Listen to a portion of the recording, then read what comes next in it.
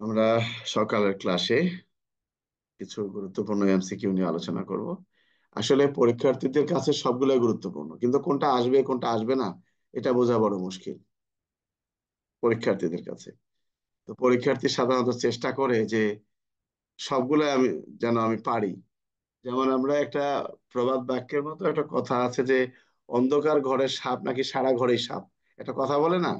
এখন পরীক্ষার্থীদের হলো অবস্থা তাই, কোনটা আসবে কোনটা আসবে না। এখানে যে ব্যক্তি প্রশ্নকর্তা, যিনি প্রশ্ন তৈরি করতেছেন, ওনাকেও যদি বলা হয় আপনি পরীক্ষা দিবেন, তাহলে উনিও কিন্তু এরকম একটা সমস্যার সম্মুখীন হবে। কাজেই পরীক্ষার্থীকে পরীক্ষার জন্য প্রস্তুতি নিতে হবে, এটা হলো প্রথম শর্ত। হ্যাঁ, এটা আর একটা জিনিস, কর্তৃপক্ষ আমাদের শত্রু না যে কর্তৃপক্ষ আমাদেরকে ফেল করার জন্য, মানে পরীক্ষার্থীদেরকে ফেল করার জন্য বড় বড় প্রশ্ন দিবে। প্রশ্ন এগুলো আসে, ধারা এগুলো থাকে, হয়তো ভাষাটা পরিবর্তন হয়, নাহলে তো সবাই পাশ করবে। তাহলে এখানে এই প্রতিযোগিতা যে রেজাল্ট আগে পিছে এটা কিভাবে নির্ধারণ হবে?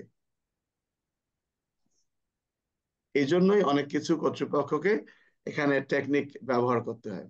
তো এই জন্য আমাদেরকে সর্বপ্রথম যে কাজটি সেটি হলো পরীক্ষার প্রশ্ন ভালো করে বোঝা, আর মনের মধ্যে সাহসটা থাকতে হবে যে না আমি পাশ করব। এই সাহস থেকে সে যদি পাশ করে, এখন তুমি লেখার সব ভুলে যাও, এমসিকিউ নিয়ে চিন্তা করে যে আমি 2 দিন পরে, এটা কালকে আমি এটা পরীক্ষা। যাই হোক, একটা প্রশ্ন আসছিল পরীক্ষায় মনে হয়, বিয়ার অর্থ মল্ট ও হাফ সহযোগী, অর্থাৎ বিয়ার কত পার্সেন্টেজ থাকলে এটা বিয়ার হবে, এটা ছিল 0.05%, এরকম ছিল নাকি? জি স্যার, জি এটাই স্যার। সঠিক স্যার। আচ্ছা, এটা সঠিক উত্তর এটা ছিল। আচ্ছা, চিকিৎসার প্রয়োজনে কোনো মুসলমানকে কার লিখিত ব্যবস্থাপত্র ব্যতীত কোনো অ্যালকোহল পান করিবার জন্য পারমিট প্রদান করা যাবে না। সিভিল সার্জন অথবা সরকারি মেডিকেল কলেজের অনন্য কোনো সহযোগী অধ্যাপকের, যে কোনো সরকারি চিকিৎসকের, সরকার অথবা বেসরকারি মেডিকেলের চিকিৎসকের, কোনটা? এই সহকারী অধ্যাপকের স্যার। না, এখানে শুধু দুটো বিষয় বলা আছে, সিভিল সিভিল সার্জন ও সার্জন। সহকারী অধ্যাপক স্যার। এটা কত টাকা সিভিল বলা আছে এটা? সরকারি অধ্যাপক স্যার। 11-1 কত? স্যার। 11 এগারো র্যাঙ্ক। এক স্যার। অনুমোদিত ব্যবস্থাপত্র দ্বারা একজন ব্যক্তিকে কতবারের অধিক মাদকদ্রব্য ক্রয় করার অনুমতি দেওয়া আইনসঙ্গত হইবে না? একবার, তিনবার, দুইবার, পাঁচবার? একবার। একবার। অর্থাৎ একজন ব্যক্তি ব্যবস্থাপত্র নিতে পারবেন, কিন্তু তাকে এই ব্যবস্থাপত্র অনুযায়ী একবারের অধিক দেওয়া যাবে না। ভালো কথা। কোন লাইসেন্স অথবা পারমিট একাধিক ক্রমে কত বছর নবায়ন না করলে উহা পুনরায় নবায়নযোগ্য হইবে না। অর্থাৎ মাদকদ্রব্য নিয়ন্ত্রণ আইন 2018 অনুযায়ী এই মাদকদ্রব্যের লাইসেন্স একযোগে কত বছর পর্যন্ত নবায়ন না করলে পুনরায় নবায়নযোগ্য হবে না? 3 বছর, 6 বছর, 4 বছর, 7 বছর? স্যার। কত বছর? তিন 3 বছর স্যার। বছর। 3 বছর। মাদকদ্রব্য নিয়ন্ত্রণ তিন আইনের বছর। মাদকদ্রব্য নিয়ন্ত্রণ আইনের 19-এর 1 ধারা অনুসারে কার অনুমোদন ব্যতীত লাইসেন্স প্রাপ্ত কোনো মদের দোকান অথবা পানশালা বন্ধ করা যাবে না? আদালতের, সরকারের, মহাপরিচালকের? মহাপরিচালক। মহাপরিচালক স্যার। আচ্ছা, মাদকদ্রব্য নিয়ন্ত্রণ আইন মাদকদ্রব্য নিয়ন্ত্রণ আইনের 19-এর 1 ধারা অনুসারে কোন এলাকায় আইন শৃঙ্খলা রক্ষার্থে কোনো মাদকদ্রব্যের দোকান বা পানশালা সাময়িকভাবে বন্ধ রাখা প্রয়োজন, তাহলে তিনি লিখিত আদেশ দ্বারা অনধিক কতদিনের জন্য উক্ত দোকান বা পানশালা বন্ধ করতে পারবেন? জেলা ম্যাজিস্ট্রেট অথবা পুলিশ কমিশনার 60 দিন, পুলিশ কমিশনার 90 দিন, জেলা ম্যাজিস্ট্রেট 30 দিন, জেলা ম্যাজিস্ট্রেট অথবা পুলিশ কমিশনার 30 দিন, কোনটা? জেলা ম্যাজিস্ট্রেট ও জেলা ম্যাজিস্ট্রেট অথবা পুলিশ পুলিশ কমিশনার কমিশনার 30 30 দিন। দিন। অর্থাৎ এই কে মাদকদ্রব্যের দোকান বন্ধ ঘোষণা করতে পারেন, এই কথাটা যদি আসে, পানশালা বা বিক্রয় কেন্দ্র, তা বলছে 30 দিনের অতিরিক্ত পারা যাবে না। একটা সেকেন্ড ভাই।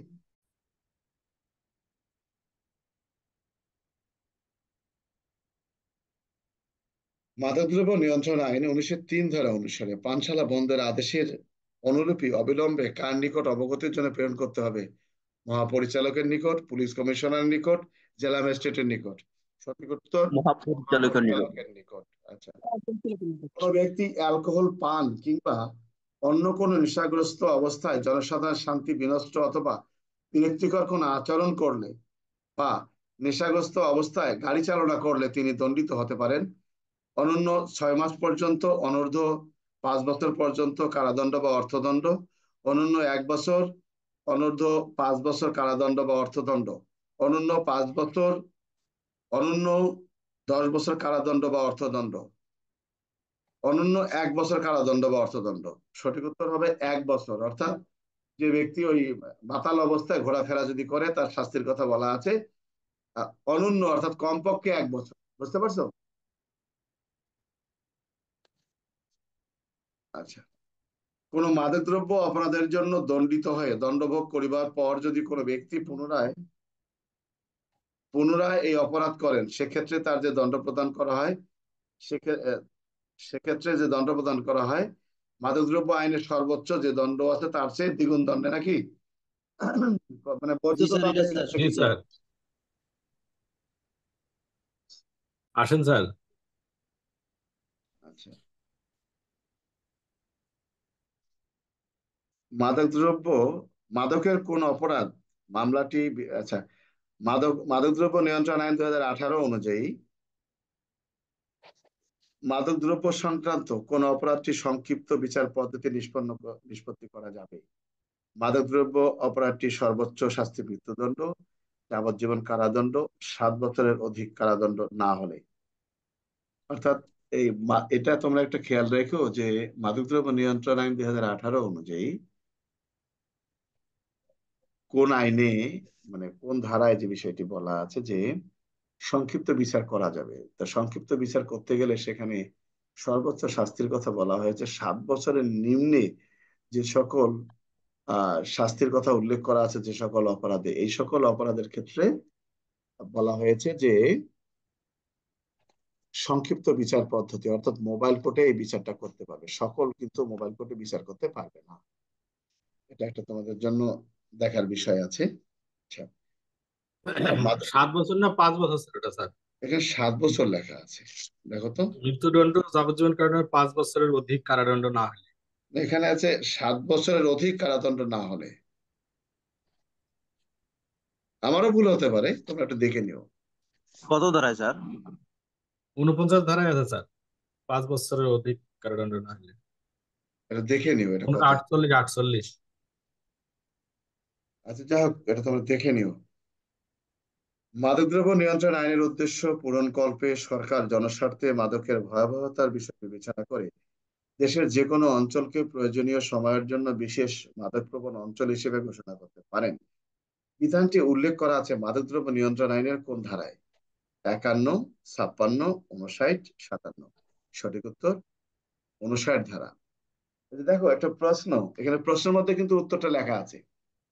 তো আমি কিন্তু সবসময় একটা লোককে বলি যে এমসিকিউ যদি কেউ ধ্যান দিয়ে পড়ে, ধ্যান বোঝো, ওই একাগ্র চিত্তে, না বলে না যে একাগ্র চিত্তে সাধনা করতে হয়, তাহলে সে এমনি পাস করবে।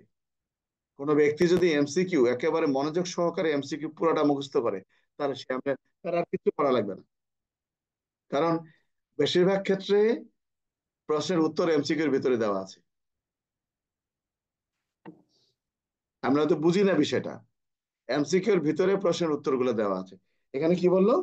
মাদকদ্রব্য নিয়ন্ত্রণ আইনের উদ্দেশ্য পূরণকল্পে সরকার জনস্বার্থে মাদকের ভয়াবহতা বিবেচনা করে দেশের যে কোনো অঞ্চলকে প্রয়োজনীয় সময়ের জন্য মাদক প্রবণ অঞ্চল হিসেবে ঘোষণা করতে পারেন। এটা কিন্তু 59 ধারায় স্পষ্ট করে উল্লেখ করা আছে। তার মানে কি, সরকার কখন একটি অঞ্চলকে মাদক প্রবণ অঞ্চল হিসেবে ঘোষণা করতে পারে। তাহলে এমসিকিউটা পড়লে কিন্তু তার উত্তরটা কিন্তু এখানে চলে আসে। এই জন্য আমি, আচ্ছা দেখো এরপরে দেখো, কোন ম্যাজিস্ট্রেট আদালতে যদি অভিযুক্ত ব্যক্তি মাদক সেবন ব্যতীত অন্য কোন রূপ মাদক অথবা অপরাধী হিসেবে প্রতীয়মান না হয়, তাহলে উক্ত আদালত উক্ত ব্যক্তিকে মাদকাসক্ত বিবেচনাপূর্বক যে কোনো মাদকাসক্ত চিকিৎসা কেন্দ্রে প্রেরণ করতে পারবেন, যদি উক্ত মাদকাসক্ত ব্যক্তি এরূপ মাদকাসক্ত ব্যক্তির চিকিৎসা গ্রহণে অনিচ্ছা প্রকাশ করেন, তাহলে তিনি দণ্ডিত হবেন। তার মানে এখানে কিন্তু উত্তরটা লেখা আছে। অর্থাৎ কোনো ব্যক্তি যদি, কাউকে যদি মাদকাসক্ত ডিক্লেয়ার করার পর সে যদি চিকিৎসা গ্রহণে অনীহা প্রকাশ করেন, তাহলে তার শাস্তি কি হবে? অনূন্য 6 মাস, অনূর্ধ্ব 5 বছর পর্যন্ত কারাদণ্ড বা অর্থদণ্ড, অনূন্য 1 বছর, 5 বছর পর্যন্ত কারাদণ্ড বা অর্থদণ্ড। এখানে সঠিক উত্তরটা হলো অনূন্য 6 মাস, অনূর্ধ্ব 5 বছর পর্যন্ত কারাদণ্ড বা অর্থদণ্ড। এখানে কিন্তু উত্তরটা, প্রশ্নের উত্তরটা কিন্তু এখানেও লেখা আছে। আচ্ছা, অ্যালকোহল পান করার অনুমতি পাওয়ার যোগ্য, অ্যালকোহল পান করার অনুমতি পাওয়ার যোগ্য মুসলমান ব্যক্তি, হিন্দু ব্যক্তি, মুসলিমেতর ডোম বা অসুস্থ রোগী। কিভাবে? মুসলিম। মাদকদ্রব্যের পারমিট লাইসেন্স কত দিনের জন্য স্থগিত করা যায়? 30 দিনের জন্য, 35 দিনের জন্য? সঠিক উত্তর 30 দিনের জন্য। হিরোইন, ইয়াবা, ফেন্সিডিল কোন শ্রেণীর মাদকদ্রব্য? ক শ্রেণী। ক শ্রেণীর। Right. বিদেশি মদ, বিয়ার, গাঁজা এটি কোন ধরনের মাদকদ্রব্য, কোন শ্রেণীর মাদকদ্রব্য? গ খ শ্রেণী। শ্রেণী খ। খ, খ নট গ। খ স্যার খ, কয়ের ওই পরে।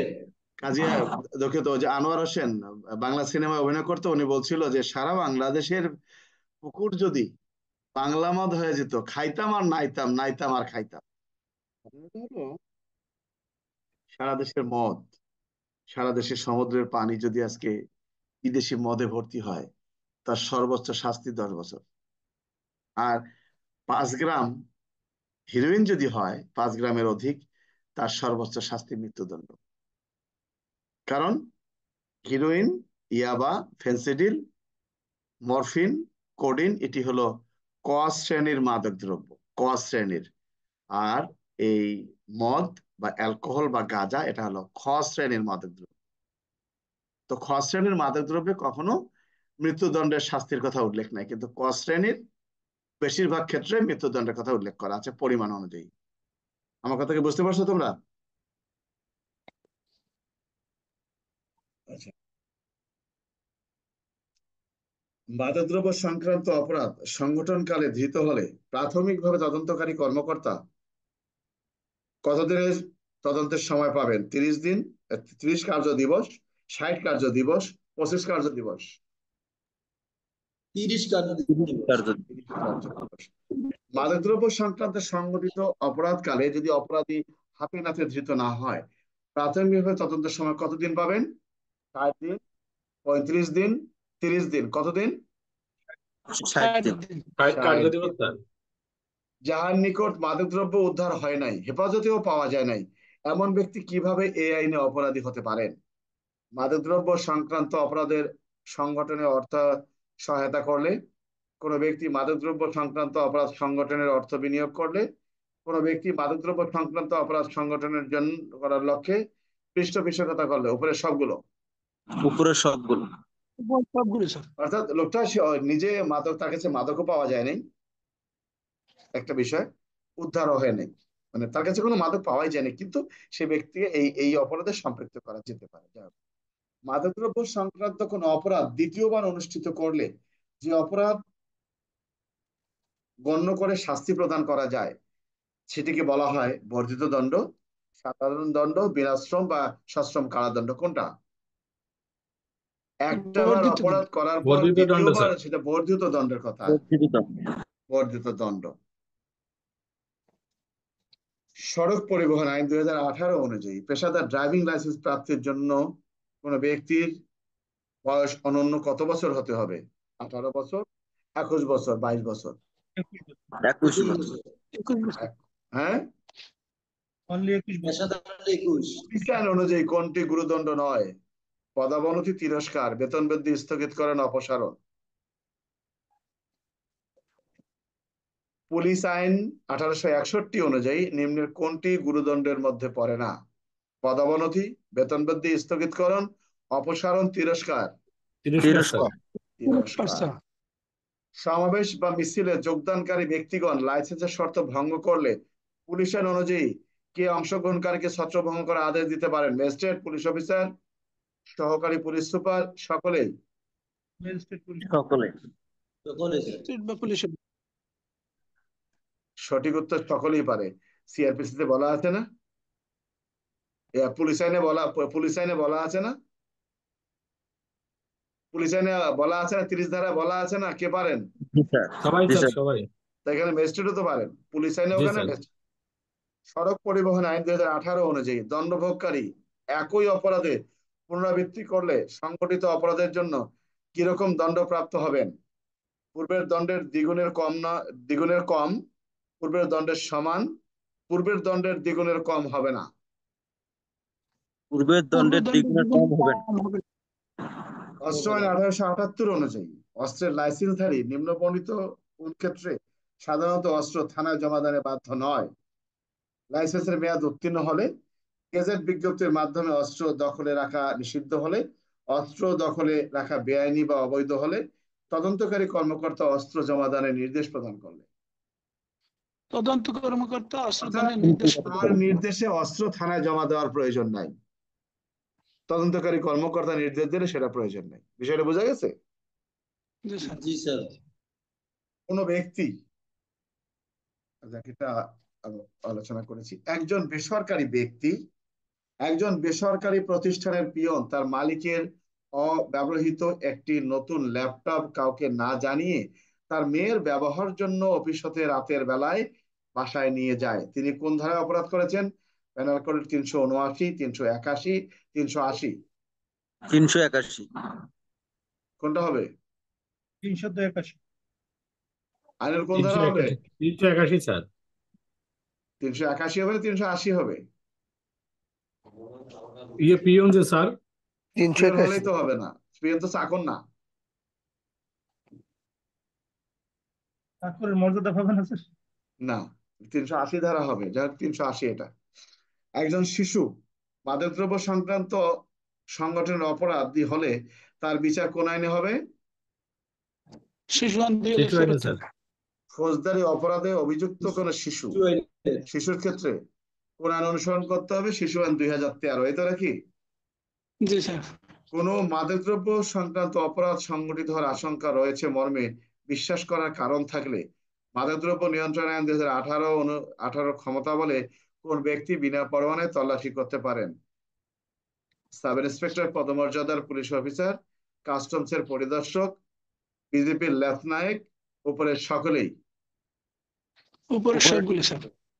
উপরের সকলেই। অস্ত্র আইন 1878 অনুযায়ী অস্ত্র মামলার তদন্তের জন্য নিম্নের কোন সময়সীমা সঠিক হবে? হাতে নাতে ধৃত হলে 10 কার্য দিবস, আসামি হাতে নাতে ধৃত না হলে 60 কার্য দিবস, প্রথম পর্যায়ে তদন্ত সমাপ্ত করতে না পারলে অতিরিক্ত 15 কার্য দিবস। কোনটা? হাতে নাতে আসামি ধৃত না হলে 60 কার্য আসামি দিবস। হাতে নাতে ধৃত না হলে কত? 60 60 কার্য কার্য দিবস। দিবস, এটাই সঠিক।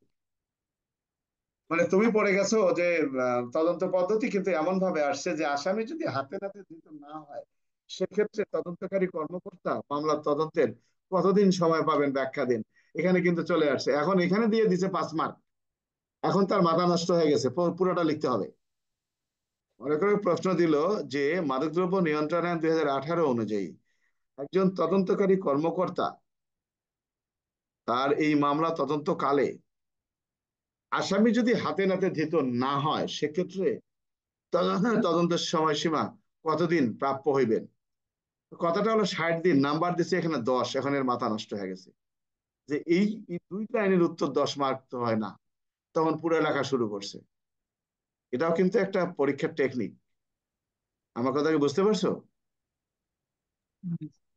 জি স্যার। এই টেকনিক গুলো অনেক সময় অ্যাপ্লাই করে থাকে তোমাকে ভুল পথে নিয়ে যাওয়ার জন্য। এটা থেকেও তোমাকে সাবধান হতে হবে। কোন মামলা এক্সপ্রেস লেটার প্রেরণ করা হয়ে থাকে? কোন ধরনের মামলা এক্সপ্রেস লেটার প্রেরণ করা হয়? ডাকাতি চুরি, মামলা। ডাকাতি মামলায়। পেনাল কোর্টে বলপূর্বক আদায়ের ঘটনা সাধারণত কি ধরনের হয়ে থাকে?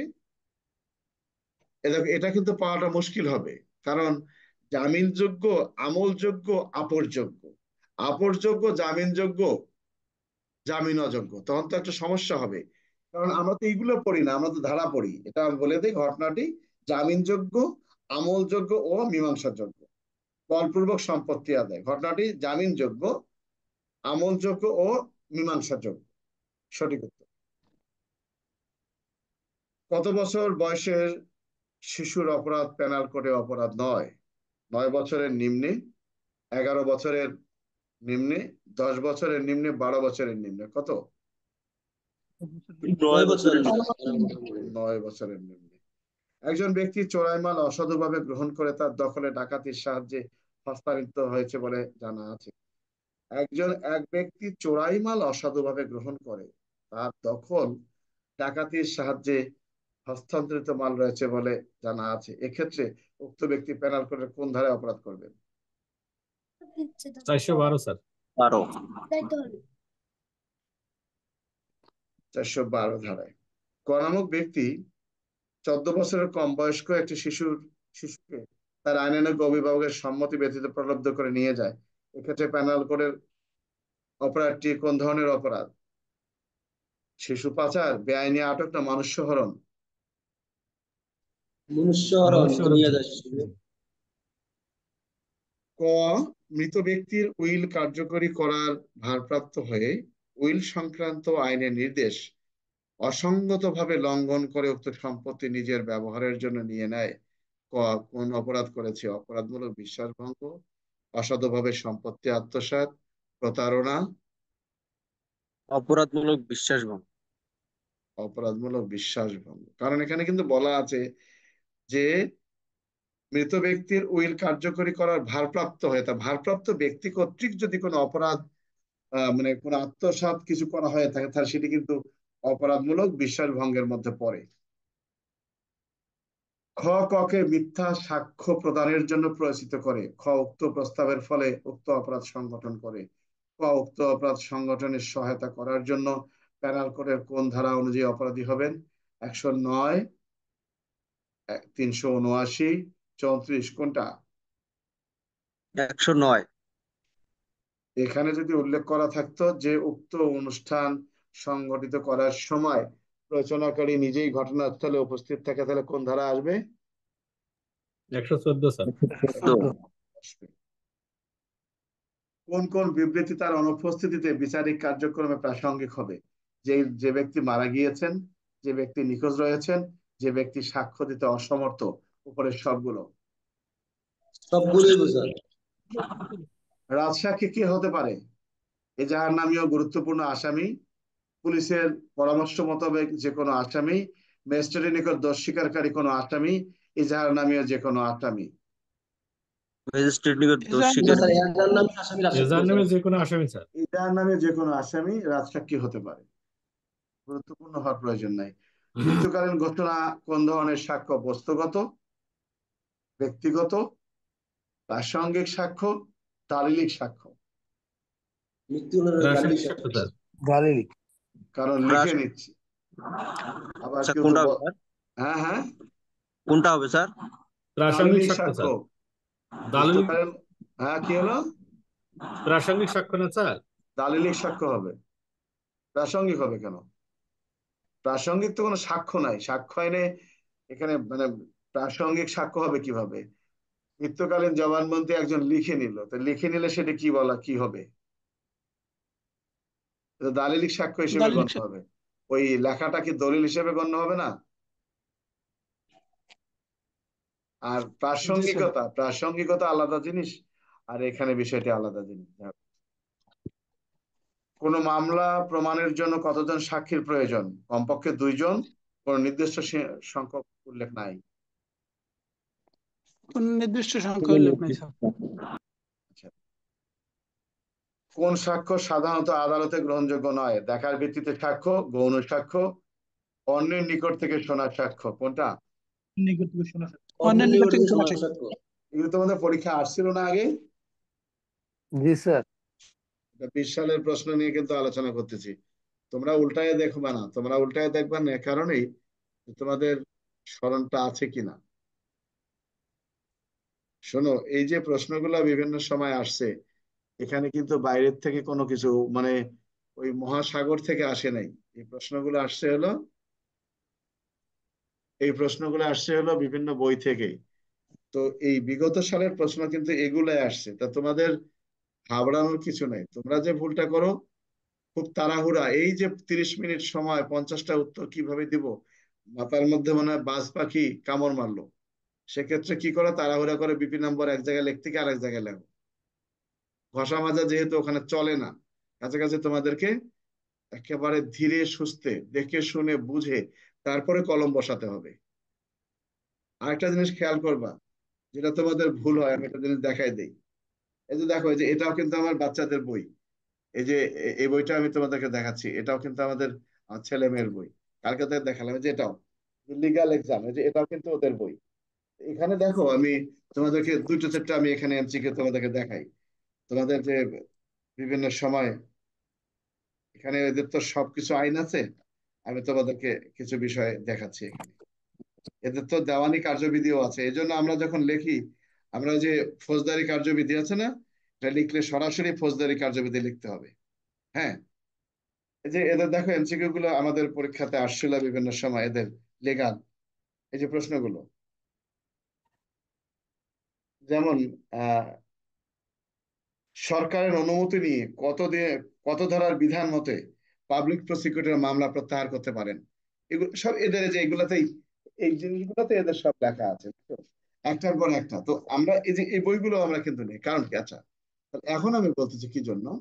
এই যে মনে করা যাক যে এই এর একটা পাতার একটা প্রশ্ন আসছে, এখানে প্রশ্নটা আছে, এটা হলো তোমাকে প্রশ্ন দেওয়া হয়েছে, উত্তর দিবা তুমি ডান পাশের এখানে।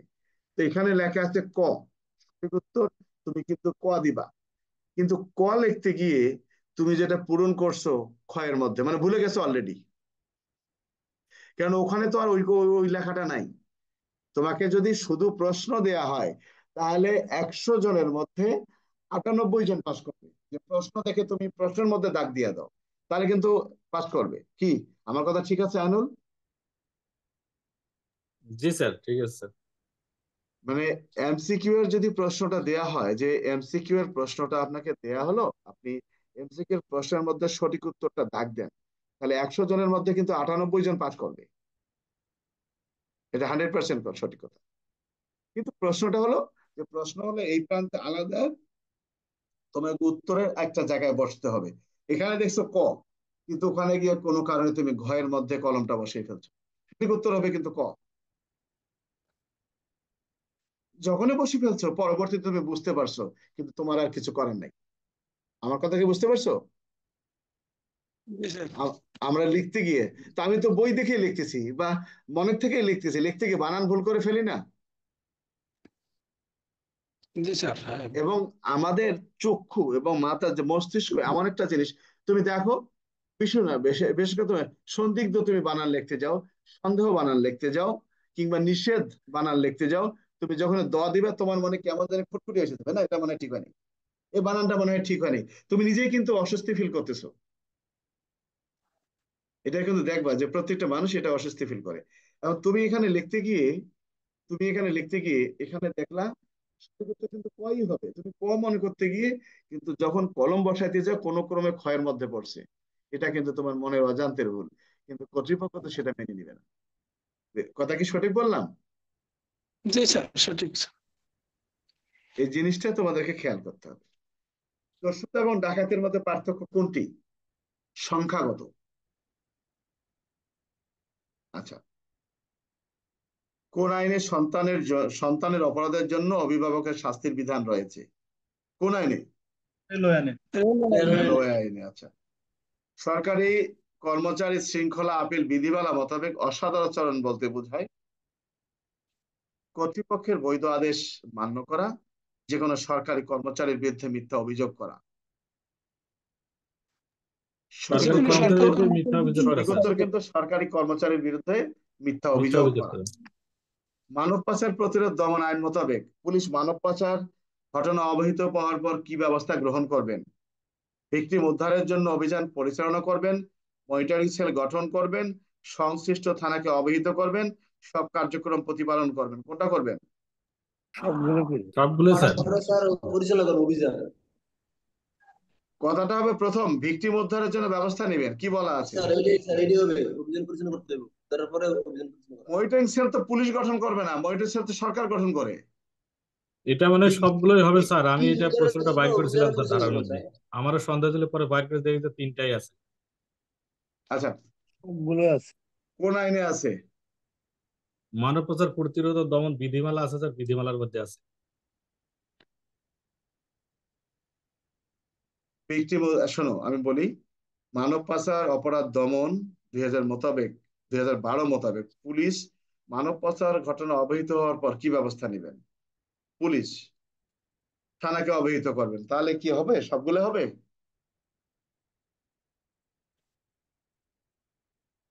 তাহলে এটা তোমরা ভালো করে দেখে নিবা, আমারটা ভুল হতেও পারে, তাই না?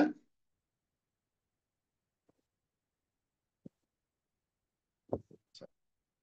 নারী ও শিশু নির্যাতন দমন আইন 2020-এর অধীনে কোনো অভিযুক্ত ব্যক্তি হাতে নাতে ধৃত হলে তদন্ত কার্যক্রম সর্বোচ্চ কতদিনের মধ্যে শেষ করতে হবে? হাতে নাতে দিতে হলে 15 দিন। সর্বোচ্চ 15 কার্য দিবস, দিন হবে না। গ্রেপ্তারি পরোয়ানা বলবৎ থাকে 1 মাস, 3 মাস, 6 মাস, আসামি গ্রেপ্তার না হওয়া পর্যন্ত। আসামি গ্রেপ্তার না হওয়া পর্যন্ত। আচ্ছা। কার নির্দেশে বেআইনি সমাবেশ অংশগ্রহণকারী সেনাবাহিনীর কোন সৈনিক দলের দায়িত্বপ্রাপ্ত কর্মকর্তা গ্রেপ্তার করতে পারেন? নির্বাহী ম্যাজিস্ট্রেট, পুলিশ অফিসার কিংবা অফিসার ইনচার্জ, কোনটা? নির্বাহী ম্যাজিস্ট্রেট। নির্বাহী ম্যাজিস্ট্রেট। এখন যদি এটা আসে, এই নির্বাহী ম্যাজিস্ট্রেটরা নিজেরাই করতে পারবে। এই নির্বাহী ম্যাজিস্ট্রেটের ক্ষমতাটা ওনারা পেয়েছেন। আমার কথা বুঝতে পারছো? জি স্যার। সাধারণ ডায়েরি পুলিশ আইনের কোন ধারায় উল্লেখ করা হয়েছে? সাধারণ ডায়েরি সম্পর্কে পুলিশ আইনের কোন 44। ধারায় উল্লেখ করা হয়েছে? 44। 44 ধারায়। বেসরকারি কোন লোক দণ্ডের অপরাধীকে, বেসরকারি কোন লোক কোন দণ্ডের অপরাধীকে বিনা পরোয়ানায় গ্রেপ্তার করতে পারেন? জামিনযোগ্য ও আমলযোগ্য, আমলযোগ্য, জামিন অযোগ্য ও আমলযোগ্য, কোনটা? আমলযোগ্য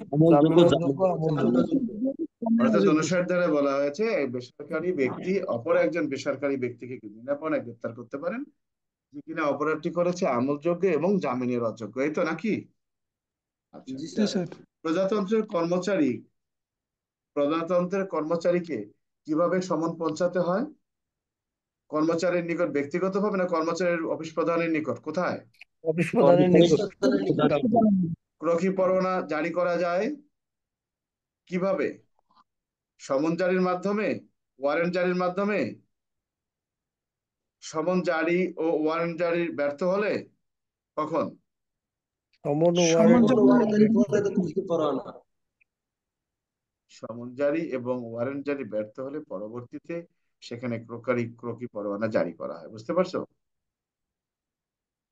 কিন্তু ওয়ারেন্টের সাথে একসাথে জি স্যার। ক্রকি পরোয়ানা দেওয়া যায় না, ব্যর্থ হতে হবে। একটা লোককে তুমি যদি গিয়ে গ্রেপ্তার করতেই পারো, তাহলে তার হুলিয়া দেওয়ারও প্রয়োজন নাই, তার সম্পত্তি ক্রোক করারও প্রয়োজন নেই। বিষয়টা কি বুঝতে পারছো? ফৌজদারি কার্যবিধি আইনের কোন ধারায় বেআইনিভাবে আটক ব্যক্তিকে উদ্ধারের জন্য সার্চ ওয়ারেন্ট প্রদানের ক্ষমতা আছে? কোন ধারায়? 100। 100 ধারা। 100 ধারায়। জিডি বইতে লাল কালি দ্বারা লিখতে হয় কোনটি? পরিচয় বিজ্ঞাপন, অনুসন্ধান স্লিপ না ওয়ারেন্ট? লাল কালি তো হয়েছে বিজ্ঞাপন। পরিচয় বিজ্ঞাপন। থানার অফিসার ইনচার্জ নিম্নবর্ণিত কোন ধরনের তদন্ত কাজ থেকে সম্পূর্ণরূপে বিরত থাকতে পারেন?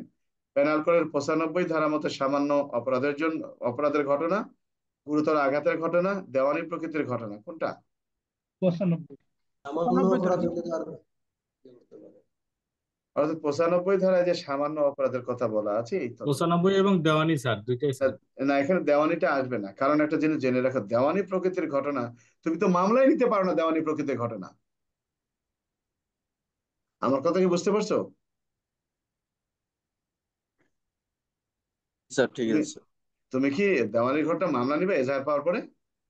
অপশন না যদি স্যার দুইটাই থাকে স্যার, যদি নিচে থাকে ঘয়ে যদি থাকে স্যার ক ঘ, তখন ওইটাই দিতে হবে না স্যার? যখন একসাথে থাকবে তখন দিতে হবে। জি স্যার।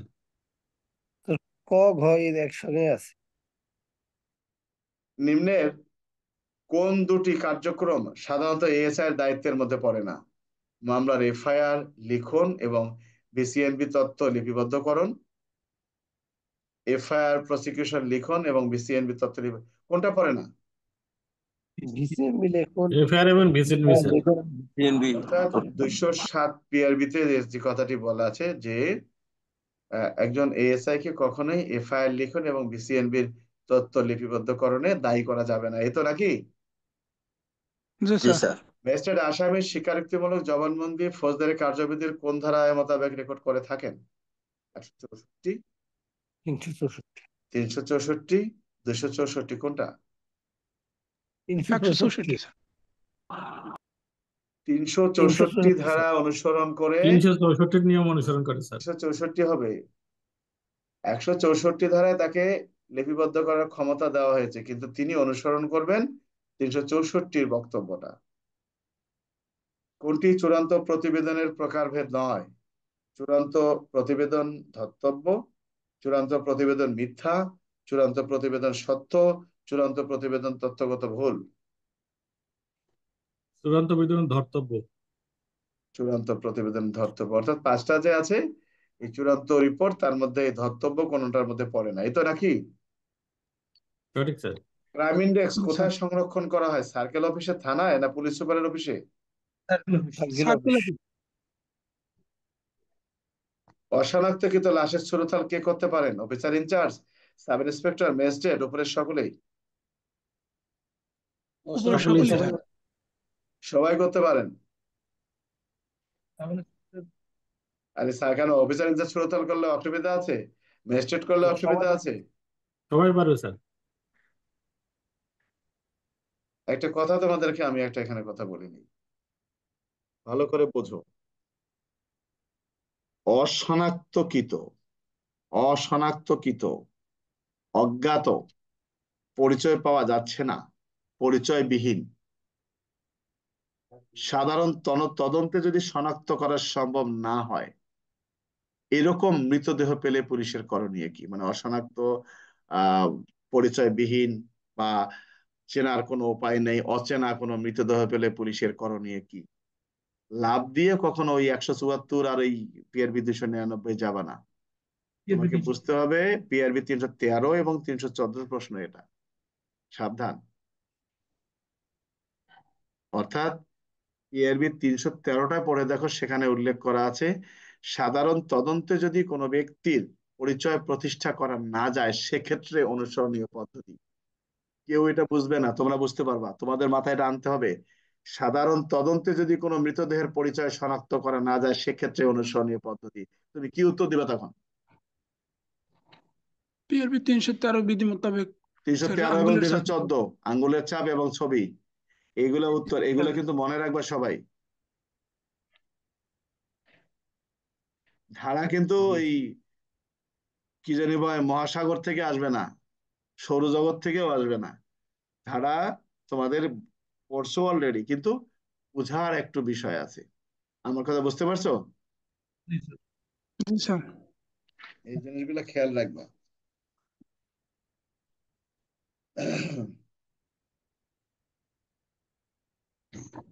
পুলিশ রিপোর্ট বলতে বোঝায় এজাহার, অভিযোগপত্র এবং চূড়ান্ত রিপোর্ট। কেস ডায়েরি, সুরতাল রিপোর্ট, কোনটা? অভিযোগপত্র, চূড়ান্ত রিপোর্ট। অভিযোগপত্র পুলিশ রিপোর্ট কাকে বলে? সিআরপিসির 173 ধারার মধ্যে যে কথাটি বলা আছে যে একটা জিনিস বোঝো, ওই কার গাইডে কি আছে দেখার বিষয় না, আমার গাইডে কি আছে সেটাও দেখার বিষয় না। পুলিশ রিপোর্ট কখনো চূড়ান্ত হবে না, চার্জশিটও হবে না যদি লিখতে যাই। যদি পুলিশ রিপোর্ট কাকে বলে, আর এখানে বলা হয়েছে পুলিশ রিপোর্ট বলতে বোঝায় এখন এজাহার, চার্জশিট, তাহলে এখানে বুঝতে হবে এই দুটাকে পুলিশ রিপোর্ট বোঝায়। কিন্তু যদি কখনো প্রশ্ন আসে যে পুলিশ রিপোর্ট বলতে কি বোঝেন, এর উত্তরটা শুধুমাত্র সিআরপিসির 173 ধারায়। কারণ আদালত কখনো তদন্তকারী কর্মকর্তাকে নির্দেশ দিতে পারবে না যে তুমি চার্জশিট দিয়ে তাড়াতাড়ি পাঠাও কিংবা তুমি ফাইনাল রিপোর্ট দিয়ে পাঠাও, এটা ক্ষমতা নেই আদালতের। আদালত বলবে তোমার তদন্ত প্রতিবেদন তুমি যেটা পেয়েছো সেটা পাঠাও। বুঝতে পারছো? তো পুলিশ রিপোর্ট স্যার, কাকে বলে? হ্যাঁ বলো। এই যে কালকে আমি বলছিলাম স্যার, শুনতে পারিনি জি পরে স্যার। আপনার কথাটা স্যার, যে পুলিশ রিপোর্ট কে দাখিল করবে? পুলিশ রিপোর্ট জি স্যার, জি স্যার, কে দাখিল করবেন? জি স্যার। পুলিশ রিপোর্ট দাখিল করবেন তদন্তকারী কর্মকর্তা। কিন্তু 173 তো তদন্তকারী কর্মকর্তা অফিসার ইনচার্জ লেখা অফিসার আছে স্যার। ইনচার্জ দেওয়া আছে, যখন হয়েছে তোমার বোঝো আগে। যদি এমসিকিউ তে থাকে তদন্তকারী কর্মকর্তা, তদন্তকারী কর্মকর্তা দিবে।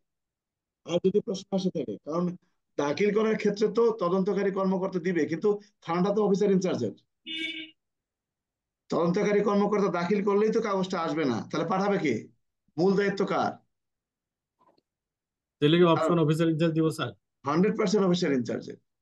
জি স্যার। কারণ এই শোনো, এই জন্য তো আমি কথাগুলো বলি, কথাগুলো কর্তৃপক্ষ আমলে নেয় না। ওনাদেরও উচিত এইগুলো সংশোধন করে ক্লিয়ার করে দেয়া, আমরা সঠিকটা জানবো, তাই না? প্রেসের মধ্যে থাকবো কেন? কেননা এই আইনটা যখন তৈরি করা হয়েছে তখন সাব ইন্সপেক্টর ছিল 2-1 জন, বেশিরভাগ ক্ষেত্রে মানব তদন্ত করতো। এই জন্য পিআরবি 255-তে কিন্তু বলা আছে যে থানায় রুজুকৃত প্রত্যেকটি মামলা তদন্তের দায়িত্বভার থানা ইন্সপেক্টরের। বুঝতে পারছো? জি স্যার। এই যে বিষয়গুলো, তো এগুলো একটু ক্লিয়ার করলে আমাদের আরো সুবিধা হতো। হয়তো কোনো একদিন হবে, এদের এই মাথা ঘামাচ্ছে না, ওনারা হয়তো আস্তে আস্তে হয়ে যাবে।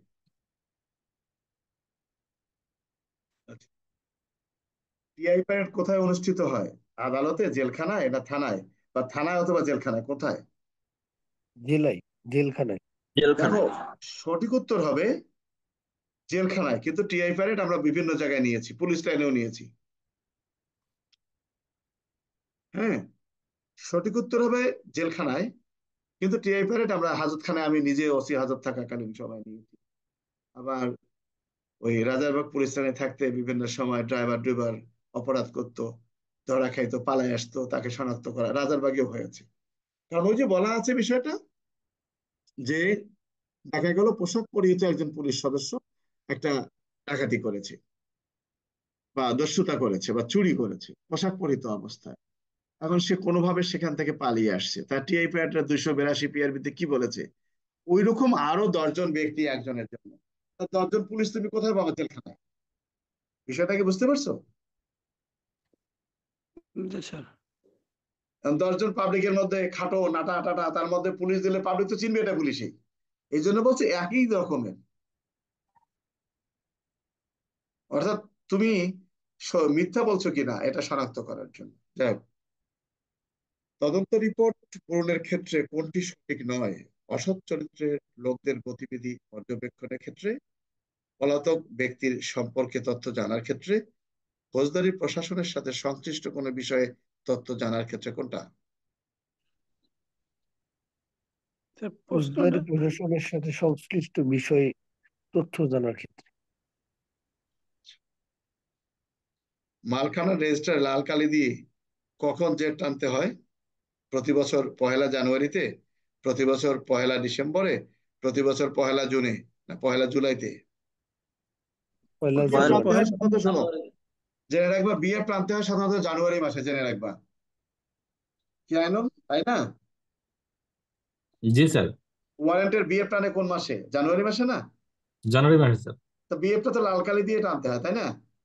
সঠিক স্যার। আচ্ছা, জি স্যার।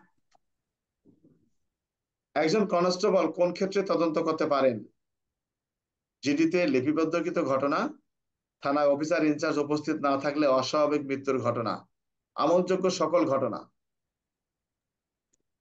অস্বাভাবিক অস্বাভাবিক মৃত্যু ঘটনা মৃত্যু। স্যার। অফিসার ইনচার্জ যদি অনুপস্থিত থাকেন সেক্ষেত্রে, এই তো। আচ্ছা, জন্ম এবং মৃত্যু রেজিস্টার কোথায় থাকে? থানায়, জেলখানায়, ফাঁড়িতে, না আদালতে? থানায়। থানায়। থানায় থাকে। থাকবে স্যার। হ্যাঁ হ্যাঁ, কি বললা জসিম?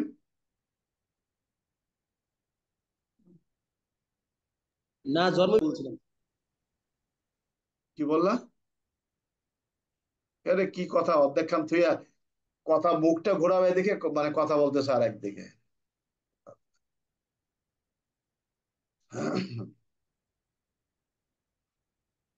একজন সরকারি কর্মকর্তা তিনি সাক্ষ্য হিসেবে আদালতে চলমান একটি মামলার অডিট রিপোর্ট দাখিল করতে বাধ্য।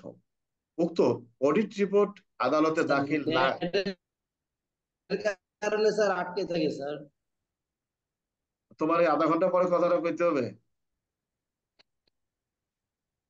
একজন সরকারি কর্মকর্তা তিনি সাক্ষ্য হিসেবে আদালতে চলমান একটি মামলার অডিট রিপোর্ট দাখিল করতে বাধ্য। ক, উক্ত অডিট রিপোর্ট আদালতে দাখিল না করে বিনষ্ট করে। ক, পেনাল কোডের কোন ধারায় শাস্তিযোগ্য অপরাধ করেছে? 204 স্যার। আচ্ছা, আমরা এই পর্যন্ত শেষ করব আজকে। শোনো, ঘটনা আছে। এই এমসিকিউ বিগত সালে যে সকল প্রশ্ন আসছে টোটাল সেগুলো পড়বা। তোমার 30টা এর মধ্যে তুমি কমন পাবা। এমসিকিউ বিগত সালে, অর্থাৎ এমসিকিউ জন্ম হয়েছে কত সাল থেকে? 19 সাল থেকে, তাই না আইনুল? 20 20 সাল। সাল থেকে স্যার। 20 সাল থেকে, অর্থাৎ 20 সাল থেকে তুমি এমসিকিউ যতগুলো আসছে এগুলো আলোচনা করবা, দুটোই। এখানে তোমার 30টা প্রশ্নের উত্তর পাবা। তুমি লিখে নাও, স্যার এই কথাটা বলছে। হয়তো ভাষাগত কিছু পরিবর্তন হবে, বুঝতে পারছো? আমাদের সবাই এই আমাদের এই ডিপার্টমেন্টের পরীক্ষা নিয়ে কারো এত মাথা ব্যথা নাই। জেনে রাখতে হবে কিরকম মাথা ব্যথা নেই, যে তোমাকে ফেল করাবে এই মাথা ব্যথা নেই। কারণ এমসিকিউ মানে এই নয় যে সে পাশ করে প্রমোশন পেয়ে গেল। এটা প্রথম ধাপ। তো প্রথম ধাপটাকে পার করার জন্য তোমাকে ভালো করে পূর্বের প্রশ্নগুলো দেখতে হবে। আমার কথা কি বুঝতে পারছো না বোঝো নাই? জি স্যার, বুঝতে পারছি স্যার। ঠিক আছে, কারো কিছু জিজ্ঞাসা করার থাকলে বলতে পারো। স্যার, হ্যাঁ, সন্ত্রাস দমন আইনের একটু 26 ধারাটা একটু স্যার ক্লিয়ার করে দিতেন স্যার। আচ্ছা। সন্ত্রাস দমন আইনের সন্ত্রাস বিরোধী, তাই না? জি স্যার। 26 ধারা, এগুলো দেখবা মাঝে মাঝে, যেটা কন্ট্রাডিকশন লাগে এটা দেখবা, না দেখলে তো নিজে বুঝতে পারবে না। এগুলো দরকার আছে। 26 ধারা, 26 ধারার বক্তব্যটা হলো পূর্ণ সমর্পণ। বলছে এখানে কি বলছে, আচ্ছা, যে ক্ষেত্রে কোনো ব্যক্তিকে গ্রেপ্তার করা হয় এবং তদন্তের জন্য আটক রাখা হয়, সেক্ষেত্রে তদন্ত কর্মকর্তা অভিযুক্ত ব্যক্তিকে পুলিশ হেফাজতে পূর্ণ সমর্পণের জন্য উপযুক্ত ম্যাজিস্ট্রেটের নিকট আবেদন করতে পারেন। আচ্ছা, এরপরে কি বলছে, একের অধীনে বিবেচনামূলক ম্যাজিস্ট্রেট অভিযুক্তকে পুলিশের হেফাজতে পূর্ণ সমর্পণ করতে পারবেন এবং এই পূর্ণ সমর্পণের মেয়াদ একাধিক্রমে। ও আচ্ছা, এখানে আমি কথাটা বলছি, এখানে এই যে আমাদের রিমান্ডের বিষয়টা আছে না, জি স্যার। এই রিমান্ডের বিষয়টা এখানে বলা হয়েছে। কথাটা এখানে স্যার বলছে 10 দিনের কথা বলা হয়েছে। 10 দিন, এখানে 10 দিনের অধিক নেওয়া যাবে না একটা মামলায়। পরে আবার যে আবার যে তবে 5 শর্ত দিন থাকে দিয়েছে যে স্যার। তদন্তকারী কর্মকর্তা ম্যাজিস্ট্রেটের নিকট ইহা সন্তোষজনকভাবে প্রমাণ করতে সমর্থ হন যে অভিযুক্তকে অধিকতর মেয়াদের জন্য পূর্ণ সমাপন করা হইলে অতিরিক্ত সাক্ষ্য পাওয়া যাবে, তাহলে পুনরায় আরো 5 দিন দিতে পারে। মানে সর্বমোট 15 দিনেই বলা আছে। এটা তোমরা দেখতে পারো নতুন করে একটা আইন, যে পূর্ণ সমাপন বলতে কি বোঝেন, কেউ পড়ো নাই কোনোদিন। সন্ত্রাস বিরোধী আইন 2009 এর মধ্যে একটা বক্তব্য বলা আছে যে ম্যাজিস্ট্রেট পুলিশের আবেদনের প্রেক্ষে, এখানে বলা আছে যে দেখো, যে কোনো, বলছে যে ক্ষেত্রে কোনো ব্যক্তিকে গ্রেপ্তার করা হয় এবং তদন্তের জন্য আটক রাখা হয়, অলরেডি আটক করা আছে, সেক্ষেত্রে তদন্ত কর্মকর্তা অভিযুক্ত ব্যক্তিকে পুলিশ হেফাজতে পূর্ণ সমর্পণের জন্য উপযুক্ত ম্যাজিস্ট্রেটের নিকট আবেদন করতে পারে। তার মানে কি, এই পুলিশ রিমান্ডের কথাটাই বলা হয়েছে এখানে। আচ্ছা, এর অধীনে আবেদনের বিবেচনা ক্রমে অভিযুক্ত ব্যক্তিকে ম্যাজিস্ট্রেট 10 দিনের বেশি দেবেন, আবার যদি প্রয়োজন আবার 5 দিন দিবেন। আমার কথাটা কি বুঝতে পারছো? জি স্যার। তার মানে এখানে পূর্ণ সমর্পণ, এখানে রিমান্ডের কথা বলা হয়েছে, কিন্তু অন্য কোনো আইনে না। এই সন্ত্রাস বিরোধী আইন 2000 যে 9 আছে, 2009। তোমরা স্যার, নিজেরা 1974 সনের বিশেষ ক্ষমতা আইনের 15 ধারার বিষয়গুলো পড়বা, যে কোনটা এই আইনের অপরাধের মধ্যে পড়ে। স্যার, হ্যাঁ, স্যার, এই যে সন্ত্রাস বিরোধী আইন কোন কোন আইনগুলো একটু দেখতে হবে, একটু বলে দেন না। এটা তো পড়া হয় না স্যার। বাবা এগুলো এখন না, বাবা এমসিকিউটা আগে চলে যাক। না স্যার, এমসিকিউ আসতে পারে স্যার। না, এমসিকিউ এরকম এরকম আসবে না তোমাদের। শুনো, তোমরা একটা জিনিস ভুল করবা, যে ওই চিলে কান নিয়ে গেল, কানের দিকে না খুঁজে চিলের দিকে ছুটবা, ধরা খেয়ে যাবে। তার মানে কি, তোমরা হয়তো ভাবতেছো যে বর্তমানে অনেকগুলো অঘটন ঘটছে, এটা ঘটায় অনেক কিছু মারা গেছে, এই জাতীয় প্রশ্ন আসবে, তা না। সারা জীবন আত্মরক্ষার প্রশ্ন পুলিশের প্রত্যেকটা পরীক্ষায় আসছে। আগ্নেয়াস্ত্র পুলিশ ব্যবহার করতে পারবে কি পারবে না, প্রত্যেকটা পরীক্ষায় আসছে। কি আইনুল, তুমি আমরা দেখাও তো বিগত সালে 30 বছরে কোনটা সঠিক কোনবার স্যার। আসে নাই? কে সাক্ষ্য দিতে পারে, কে পারে না, এগুলো প্রতিটা বছর আসছে। আর এখন নতুন আইন তৈরি হয়েছে, সাক্ষ্য আইনের কিছুটা সংযোজন হয়েছে। তো সেখানে ডিজিটাল সাক্ষ্য কিংবা ইলেকট্রনিক সাক্ষ্য বা এই ডিজিটাল সাক্ষ্যের গ্রহণযোগ্যতা, এগুলো আসবে। কারণ নতুন যে আসছে, তুমি জানো কিনা এটা জানার জন্য। সাইবার নিরাপত্তা আইন, এটা জানার জন্য। কারণ ডিজিটাল নিরাপত্তা আইনের বিষয়টা, কারণ ডিজিটাল নিরাপত্তা আইনের যে ধারা ছিল, সাইবার নিরাপত্তা আইনের সে ধারাটা পরিবর্তন হয়েছে, যাই তুমি ভুল করো। আমার কথা কি বুঝতে পারছো মালিকুল? জি স্যার। কাছাকাছি এগুলো চিন্তা করবা না, মনে সাহস রাখো। জি এখনই স্যার। যদি দুর্বল হয়ে যাও, পরীক্ষার হলে কাঁপতে কাঁপতে তো খাতা থেকে হাঁটা দিবা। না স্যার। তো ঠিক আছে আইনুল, ভালো থাকো, রাত্রিকালে আবার আসবো। আচ্ছা, এখন একটা কথা বলি, আমি যদি তোমাদের ক্লাস এই আজকে রাত 8:30টায় নিয়ে আসতে পারবো সবাই? জি স্যার। জি যেহেতু স্যার। পরীক্ষা, এই দুদিন একটু ভালো আগে হবে আসো, স্যার, ভালো। স্যার পারবো স্যার। সময় পাই। কারণ পরে সময় হয় না, মনে করো তোমাদেরকে যদি 10:15টার দিকে চলে যাই, 15 মিনিট পরে এটা আমার খাইতে দাইতে 15 মিনিট পার হয়ে যায়, তখন আবার, কারণ ওদেরও তো পরীক্ষা আছে। তো আমি যেহেতু আগের সময়টা ফ্রি থাকি, তাহলে আমি আজকে এবং কালকে দুটো দিন রাত 8:30টায় যদি তোমাদের কার্যক্রম শুরু করি, কোনো সমস্যা আছে? না না স্যার, না স্যার। স্যার তাহলে সবাই জেনে রাখো, আজকের ক্লাস রাত 8:30টায় শুরু হবে, এমসিকিউ রাত 8:30টায়। জি সবাই সবাইকে জি বলে স্যার। দেবা। ভালো থাকো, সাবধানে থাকো। ধন্যবাদ সবাইকে। আর কারো কোনো বাজে কথায় কান দিবে না। এই প্রশ্ন জি আসছে, স্যার। ওই প্রশ্ন আসছে, এগুলো চিন্তাই করবা না। তুমি তোমার নিজের যোগ্যতাটাকে প্রতিষ্ঠিত করবা। ভালো থাকো সবাই, ধন্যবাদ।